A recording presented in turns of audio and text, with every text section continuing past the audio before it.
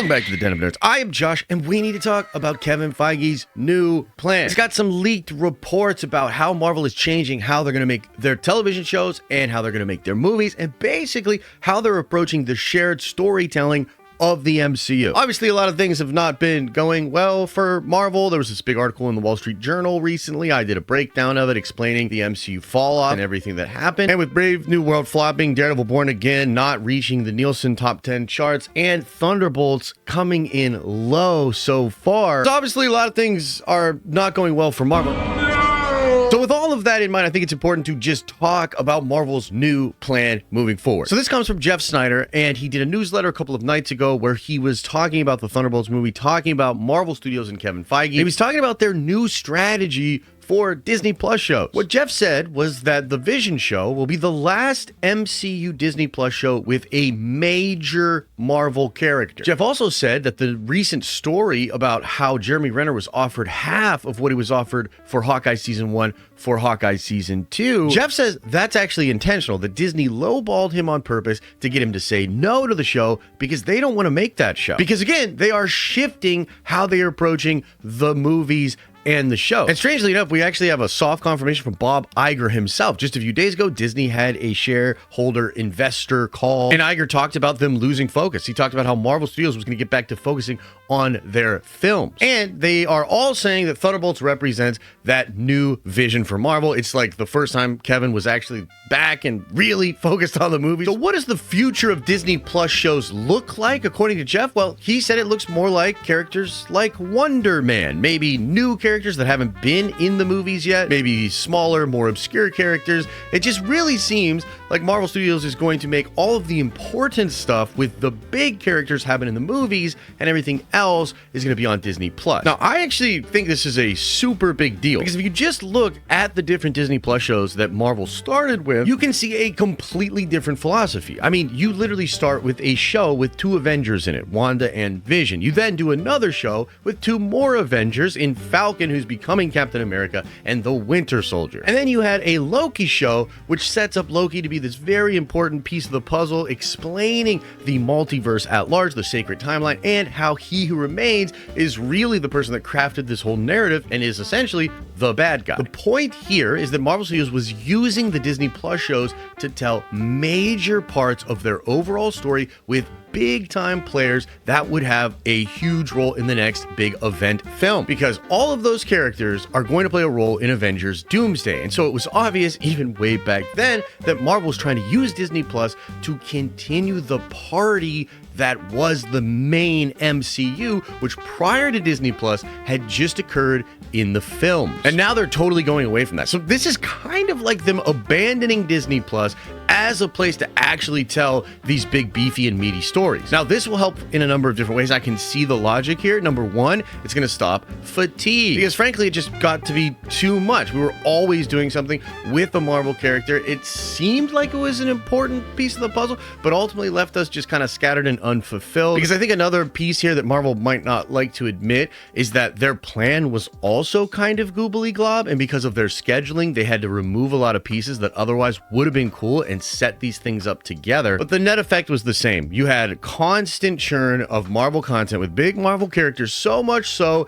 that you saw a decline in the interest for the movies. That is just obvious. That has clearly happened. And so this new strategy moving forward is going to basically remove that from the equation, and you're just going to get the big story told in the movies, which is probably 2, maybe 3 films a year tops. And I think this will also cause the fans to sort of miss the movies and miss Marvel in general, right? Like, you'll get some Marvel shows, and maybe you'll get more stuff like X-Men 97, which is really cool, but kind of disconnected from the overall MCU story. And then you'll get stuff like Daredevil Born Again, and Jeff said in his newsletter that Marvel wants to reference the big characters like Spider-Man and Iron Man or whatever, like the big movie characters in the shows, kind of how Spider-Man was referenced in Daredevil Born Again, but they're not going to strictly connect, and you're not going to see the big characters. Again, this is just a change in direction. The shows are separate. They're going to be fun on their own. And yes, they are in the same universe, but they're not a must-see important piece of the big MCU story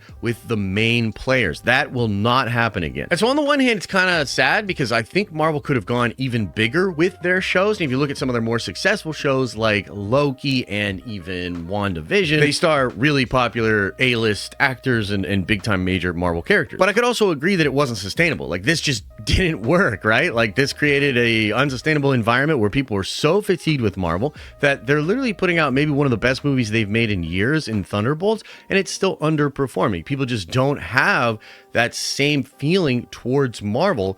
This is an attempt to get it back. Now, there's another important piece to this puzzle here, right? Because it's one thing to say, hey, we're done doing the stories in the shows. The stories are going to happen in the movies. That's the way that it is. It's another thing to like have something worth going to the movies for. It's another thing to actually have incredible content and a really exciting story that would get people into the theaters. And this is where the other part of the plan comes in, because even in the Wall Street Journal article, even in Bob Iger's comments, and of course, this is also repeated in what Jeff says, it's clear that Kevin Feige in 2023 decided that the next two Avengers movies were key to the Marvel turnaround. And this is a year after Marvel Studios announces two Avengers movies in 2025. So even before 2023, Marvel was like, hey, people don't think there's a plan. They think we're just freeballing it here, making stuff up as we go. It's time to show them that there is a plan. And so that's when they put the Avengers movies up on the screen. So it was obvious that Kevin and Marvel Studios knew that the Avengers movies would hold a draw no matter what, and that anchoring the multiversal saga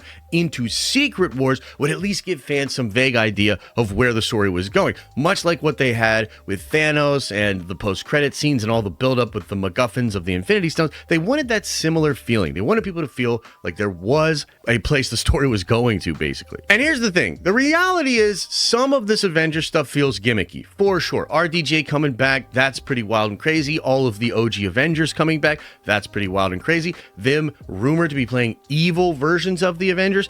This is all like really fan servicey stuff. It's big spectacle stuff, right? But I think it's going to work. I mean, look at Deadpool and Wolverine. Not actually the best movie. The plot is paper thin. It's kind of a wonky paced thing, but ultimately it's just so damn fun with so many cool things that comic book fans have wanted for so long that it satisfied the audience and it blew up. It was a major success. And so even if Doomsday and Secret Wars aren't these masterfully crafted narratives that are perfectly paced and balanced, I think they'll still be successful because I think there's just too much juice there. Magneto versus Doctor Doom, like Doctor Doom in general, Avengers versus X-Men, Secret Wars with all sorts of crazy characters. Like, dude, this is some of the coolest stuff from comics, and they're basically using this thing they've had for a long time in the Secret Wars story at a really crucial moment when they need to get that attention. But I personally believe that even if Doomsday and Secret Wars go off really, really well, it is ultimately still on the X-Men movie and on the MCU soft reboot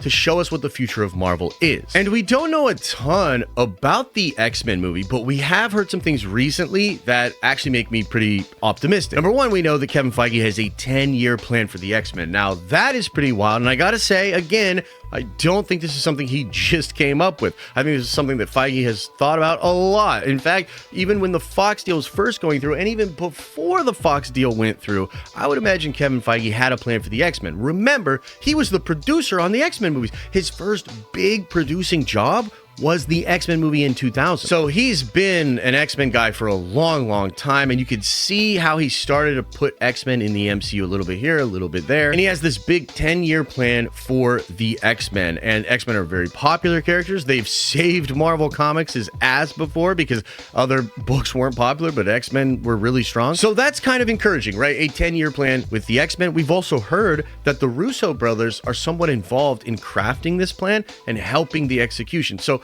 we know, of course, that they're going to be involved in Secret Wars and in Doomsday, but there are a lot of good reporting that says that they will also be involved in the X-Men films. So getting back a little bit to the old Phase 2, Phase 3 flavor with Russos and maybe even McFeely, maybe even Marcus, crafting some of these stories and the way it all comes together. Feige really focused on a 10-year plan. No more shows trying to push the narrative of the MCU and the mutant saga. You're just going to push that forward with films. And then there's another interesting element here too. Jeff recently said that the cast of characters from Thunderbolts and the Fantastic Four are going to be major players in a lot of Marvel movies from now on. And I think that partially means your Doomsday and your Secret Wars, of course, but I really think that means in the X-Men movie, and that means in the Mutant Saga. So this cast of characters right here is going to be your Avengers once we get back into like regular 616 stuff,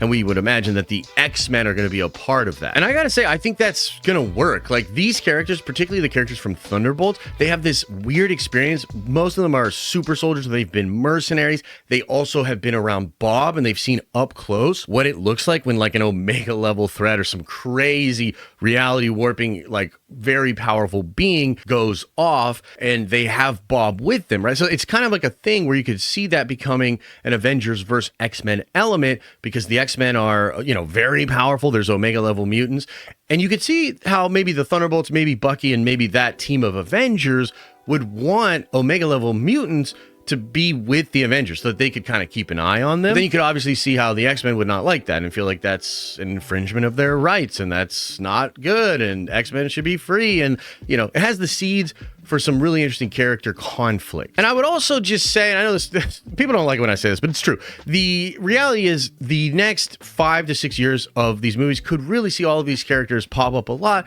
because these are more affordable actors, right? I'm not trying to be rude, but it is what it is. The Thunderbolts cast, very, you know, affordable, maybe outside of Bucky, and I would even imagine he's pretty affordable compared to other Avengers. And this Fantastic Four team is pretty affordable. Like, you know, like I know Pedro's big and he's maybe the most paid among them, but there were other people in contention that wanted way more money than Pedro, and I think Marvel went with Pedro partially because they were thinking long term of how involved they wanted Reed Richards to be in the Mutant Saga, and they were like, yeah, we could definitely afford Pedro, you know what I mean? Like for 6-7 years we could do that. So all the pieces are starting to come together, and it's basically like this, man. Marvel's decided they're gonna get rid of the Disney Plus thing as a main way to tell their stories. That's gonna solve a couple of problems, the fatigue problem, and I think it will also cause a lot more interest to just be in the film because the actual story is gonna be pushed forward. They're going to have these 2 Avengers movies, and I think these things are popping. Like there's just no way around it. These are gonna be successful, but the future of the Marvel Cinematic Universe really depends on the X-Men movie. How do we come out of Secret Wars